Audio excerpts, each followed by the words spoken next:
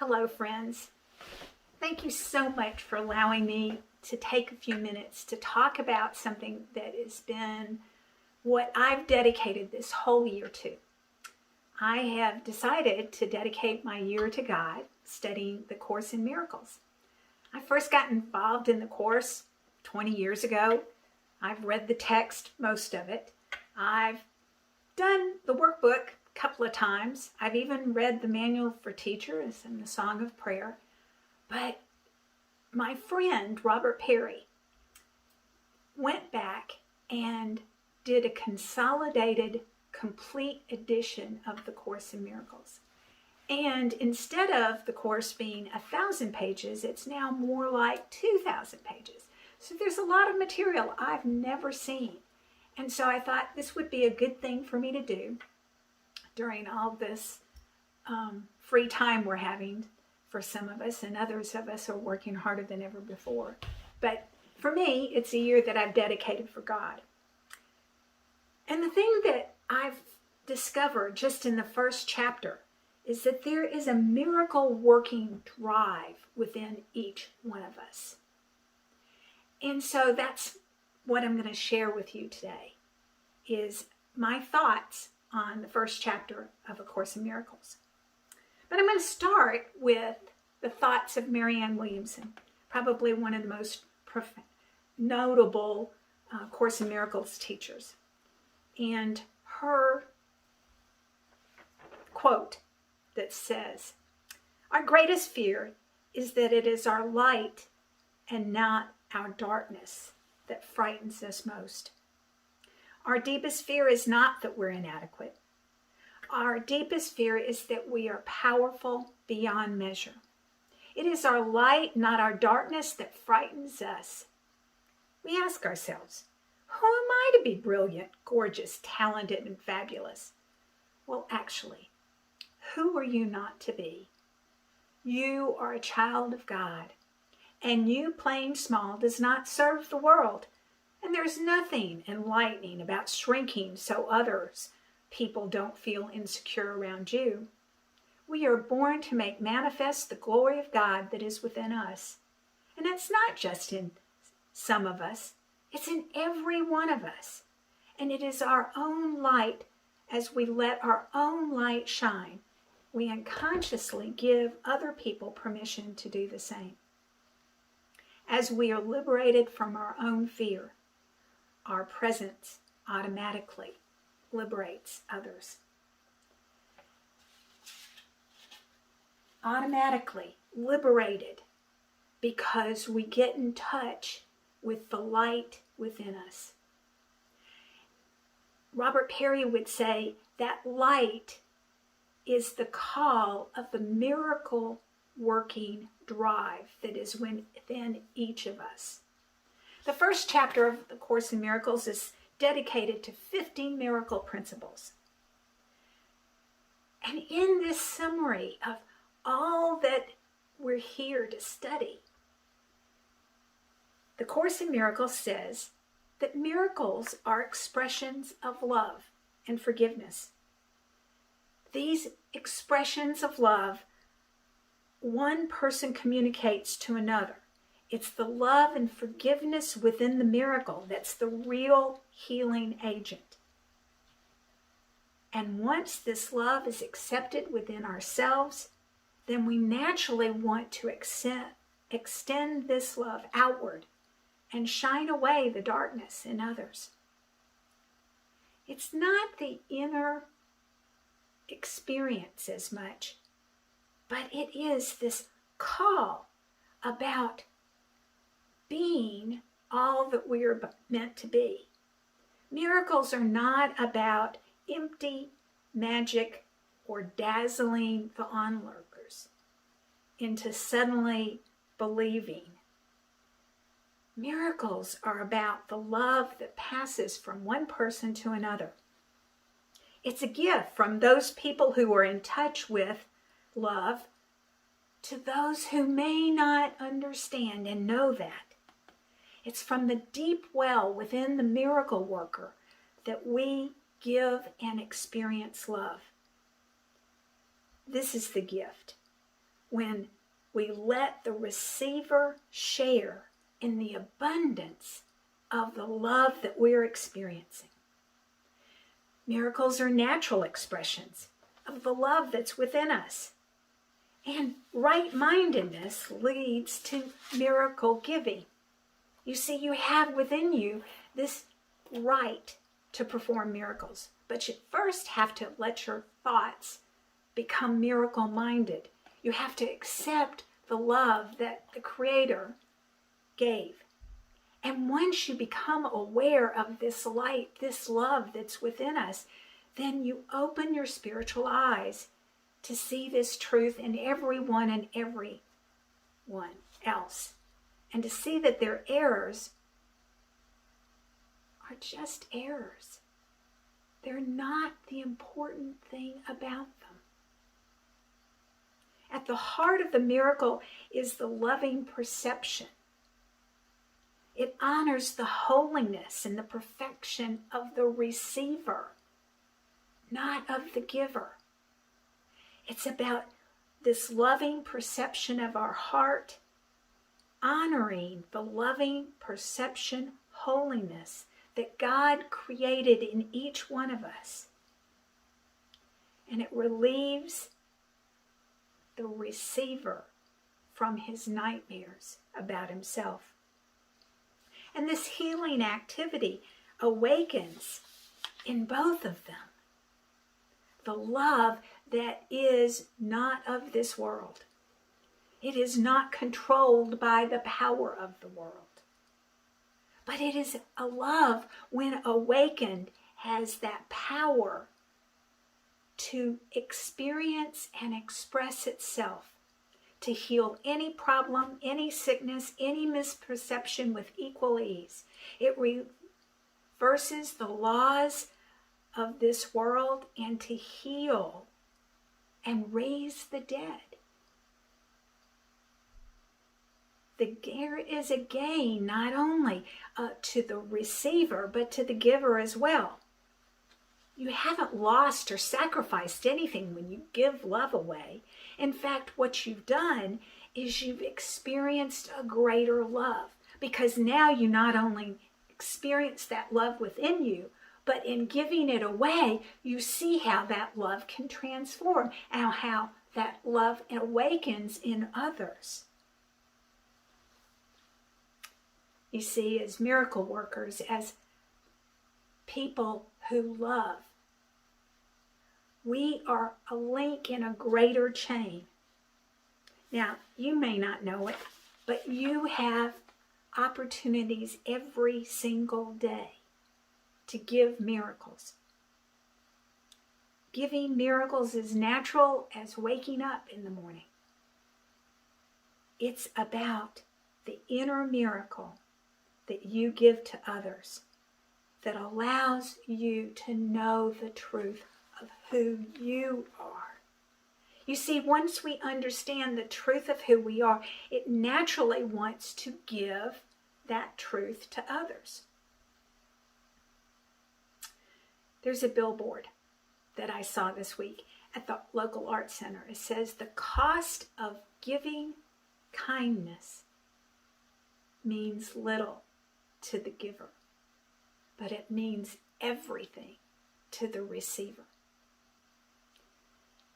So what is the cost of giving miracles, of giving loving kindness, of expressing the love that is within us? Well, it really depends upon who you are and sort of how you were trained. You see, the benefits of loving kindness are amazing, and they are amazing healing processes. It helps us to feel good about ourselves. Giving love helps us to create a sense of belonging in the universe, in our world, in our family, in our neighborhoods. It helps us to put things into perspective. It helps us to understand what's really going on in the world and to make the world a happier place. It decreases our blood pressure. It reduces our stress level. It basically boosts our immune system, reducing social anxiety by training us to be interested and involved in the lives of others. It helps you build a network and expand your sphere of influence. It gives you a sense of control and gives our brains a break from overthinking and allows us to know that kindness is all we really need to give every moment of every day. These are the 7 life-changing benefits of kindness. But what about the cost? There is a cost to kindness. The cost to kindness is we have to get out of our comfort zone. We have to be willing to be influenced. We have to be willing to sometimes be, well, need I say, inconvenienced? Sometimes that impulse to give means we have to take money out of our pocket and put money into somebody else's pocket. It means that, oh my God, the Texas folks are without power and water, and what can we do to help our neighbors there? What is ours to do, if anything? Well, thinking of that need to give is something that changes us when we start being influenced by the experiences of others. But not everybody naturally feels that, because in essence, I think it's almost the luck of the lottery of birth.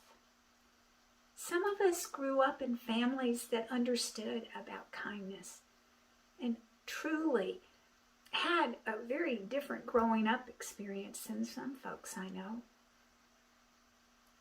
The DNA, their life experience, their family upbringing doesn't make it easy to love, to feel that light and love within them. But doesn't that mean that how liberated they could feel if they came to understand that it's the light that is what's creating more of the fear than the darkness that's within us, and that by experiencing that light and love within us and our ability to spread that light and love when we walk in a room and smile, or walk in a room with gifts of loving kindness, or to say a kind word when somebody else is struggling, isn't that the most powerful thing you can do? That powerful experience of loving kindness automatically helps us when we're in touch with that truth of who we are, and we experience it, and we get to shift our perspective. I want to close with a story in honor of Black History Month. It's a story of kindness and the miracle working drive. I want to introduce you to Ona Marie Judge. She was a house servant, a slave in the 18th century America. She was well skilled in sewing, pleasant in appearance and demeanor, and attended to her mistress's daily needs. In 1790, the family she serves moves from rural Virginia to Philadelphia, the nation's capital, while D.C. was being built, so that the husband of her mistress can do his part in establishing the new federal government. During their time in Philadelphia, the city of brotherly love, Oni, as she calls herself, accompanied her mistress on daily tasks of shopping and entertainment. As such, she had her own room, she wears fine clothes, she has numerous changes of dresses, as well as shoes, all reflecting her mistress's position. Once, Oni had even been to the circus And they also went to the theater several times. What a privilege that must have been to this young 22-year-old woman during a most exciting time in our nation's history. Yet, 6 years later, as the family was preparing to return to the countryside on a Saturday afternoon in May of 1796, Ona walked out of the house, never to return. The family was distraught, thinking she must have been abducted or worse, and posted several notices in the capital newspaper about her appearances, and even offered a $10 reward for her safe return.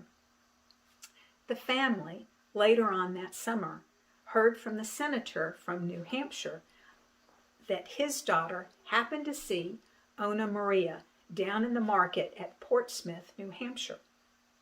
A lawyer was sent to the seaport to find Oni, only to discover that the young woman had left by her own accord, declaring herself to be a free woman and never to be a slave again.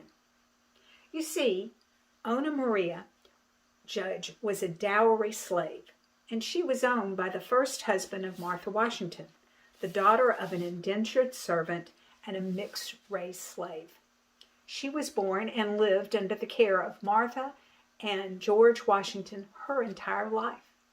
And Martha was deeply grieved that Ona wasn't grateful, that she couldn't imagine how she would want to live as outside of the family, and that she wasn't grateful for her preferred status in the first president of America's household. In fact, they were both shocked. They felt betrayed that this young woman, who they regarded as a dependent, a child, could do this to them. Didn't she realize that her life was one of luxury and privilege, with the best of food and medical care and clothing that the first family of our great nation could afford? Certainly, we can expect that Oni was cared for. She was treated according to the golden rule. They treated her as a valuable member of the household, but they neglected to understand that Oni had a thirst for freedom that could never be quenched as a dowry slave. And George and Martha begged her to return, alluding to how difficult the position she had put them in, and somehow they wanted to avoid this becoming a political scandal. You see, even at that time, the absolutionists of the northern states and the slaveholders of the southern states were struggling to find ways to work together to create a nation. Oni was willing to return to the household, she said, but she had one condition. She petitioned to have her freedom legally given to her after their deaths. The President and First Lady Washington could not and would not agree. The rest of the story that I've not told you yet is that at the time Ona Marie had been eligible as a free woman to become a free woman after living in Philadelphia for just 6 months. But during that 6-year time frame that Ona had lived with them in the nation's capital, the Washingtons had been very careful to rotate their slaves back to Mount Vernon before they could reach that 6-month mark. Additionally, because she was a dowry slave, legally they would have to repay Martha's first husband's estate for her value and the value of her children. And so they decided that that price was too high to pay, and they dropped the matter. Ona Marie Judge lived her life as a free woman. She married and had 3 children.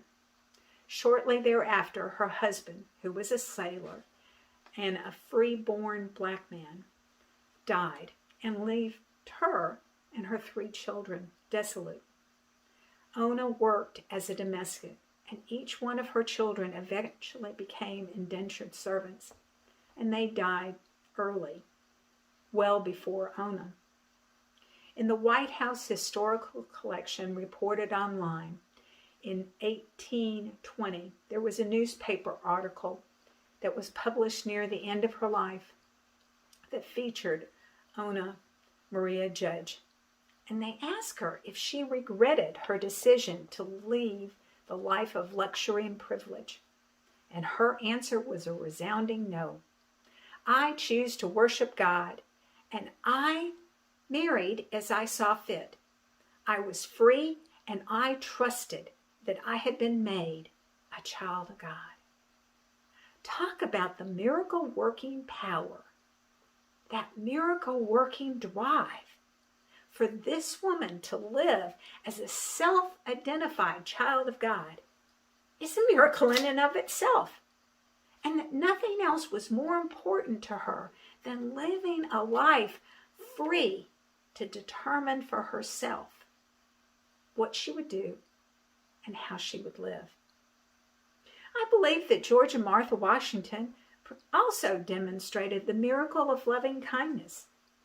They searched for, they cared for, they wanted her to return, but in the end, the miracle was that they loved her enough to forgive her and respected her enough to determine her own future.